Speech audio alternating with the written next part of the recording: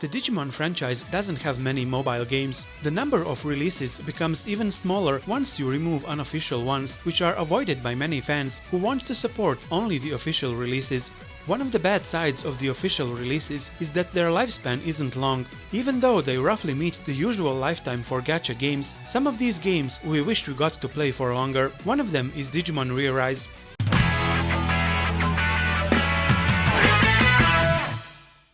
This video will highlight some great and some not so great aspects of Digimon ReArise. If you like this format, let me know by hitting the like button and make sure to subscribe if you haven't, so you don't miss future videos.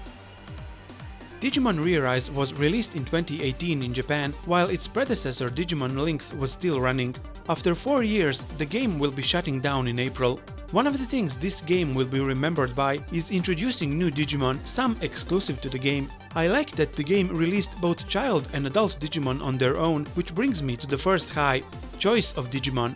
Digimon ReArise started with Digimon whose design brings nostalgia to lure fans in, but after some time, the game started spewing out some rare releases. We also got to see some Digimon animated for the first time in 20 years, which haven't been featured in the anime or games before. Using an ultimate in your team in the beginning of the game, PvP or story mode, was rare. Most starting teams were made up of perfect level Digimon who were maxed out at their current level. I remember reading a comment online that said, "What's the point of using Digimon who can't evolve further than perfect?" Evolution is a big part of the Digimon franchise, true, but for me, being able to use one Digimon at every evolution stage was one of the stronger points of ReArise.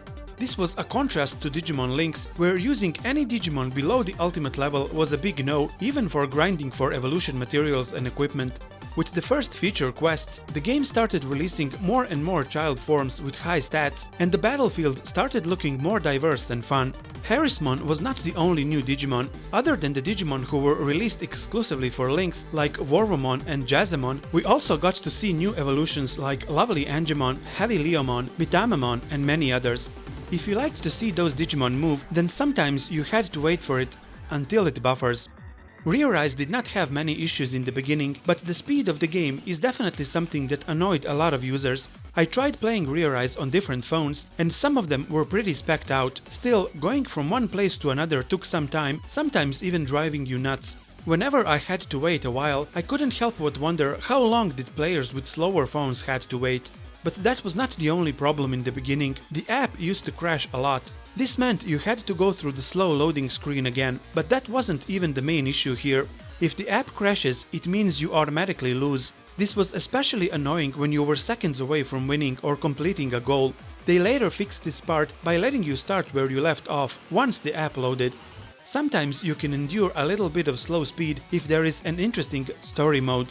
It was refreshing and interesting to see the partnerships of the lead characters and watch them have their own story progression. With the main Digimon like Harrismon, Plotmon, Pumpmon, Elecmon, Gudamon, Dorumon, the story also introduced digital lifeforms called spirals. The story can be simple but still find its way to the public if it is done right. In the span of 4 years, this game showed us many journeys and battles, including some Digimon lore, but it also had side stories, which were a nice way to get something extra out of the game. With a little bit of work, this story could have a chance of becoming a full-length anime more than stories in some more popular Digimon games. Every story is more interesting when you can share it with someone, but it becomes less entertaining if there is no real interaction with other players. In the battle park, you play against teams that another player constructed, so you think, cool, this is PvP, I can interact with other players, except you can't. In ReArise, you can play against teams of other players anytime you want, and while I still prefer that, over the 1 hour 2 times per day on Digimon Lynx when the Colosseum opens, it is still lame and very repetitive, doing the same things over again. In the first few years, you had no clue which team you will be battling against when you press play. Later they gave us the option to go against 3 types of teams, depending on the power. This also meant that the power of the team dictated the number of points you will receive, which place you will take, and how many Digi-Rubies you will get at the end of the week. The early beginnings of ReArise were even worse, because in addition to not playing against another player in real time, you couldn't even control your own team. So it was all press play and watch them do their work. It was only later that the game allowed you to control the order and the attack of your team.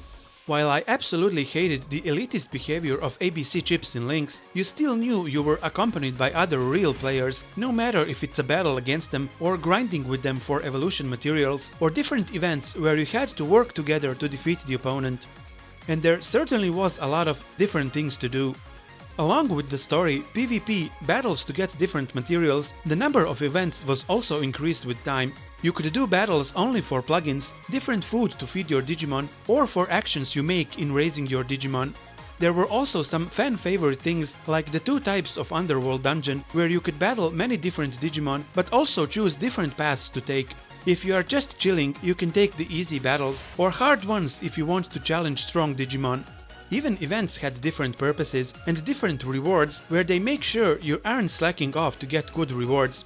While I do think there were some boring events or some that were just slow-paced and too stretched out, it all depended on how much you were willing to invest to pool or participate in a certain event. If you can't spare the time to play, then you won't get far, but that's what gacha is all about. Since I'm a free-to-play player, I was always more than satisfied with this game in the sense that I managed to get most Digimon I wanted with just casual playing. All of that sounds interesting for a casual player, but what if you have high standards and you are not a big fan of its interface? ReArise had some good animations for special skills, which can be seen the best when you activate your partner Digimon skill, but the game as a whole sometimes looked very cheap and washed out. It gave an impression that not much effort was put into it. The problem isn't that it looked outdated, there are a lot of old games that can still be enjoyed today. Even though Lynx had a simpler interface, ReArise still looked like something put together in a hurry. The places where the Digimon battled, other than the battle park, looked very simple but in a wrong way.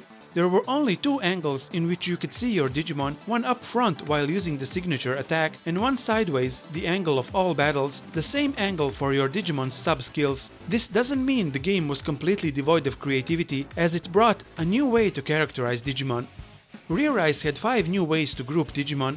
Brave Digimon had the red color and they were power-based attackers, Calm were blue and tech-based attackers, Tenacious were yellow and had high defense and made teams durable, Deft were purple and had balanced stats, and Devoted were color green and helped their team in healing and support.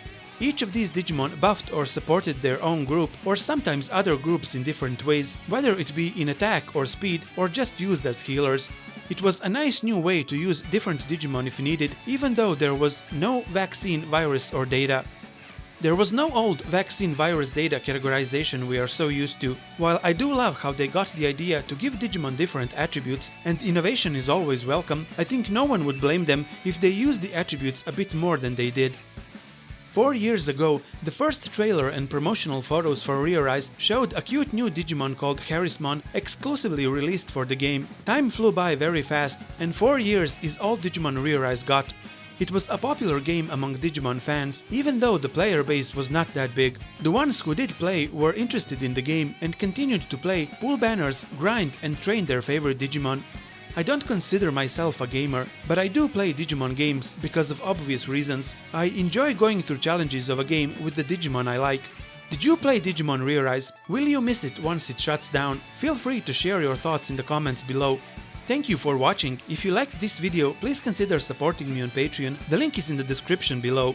Stay tuned for more Digimon videos. P.S. Make sure to follow my community page on YouTube, as I also post updates about upcoming videos there.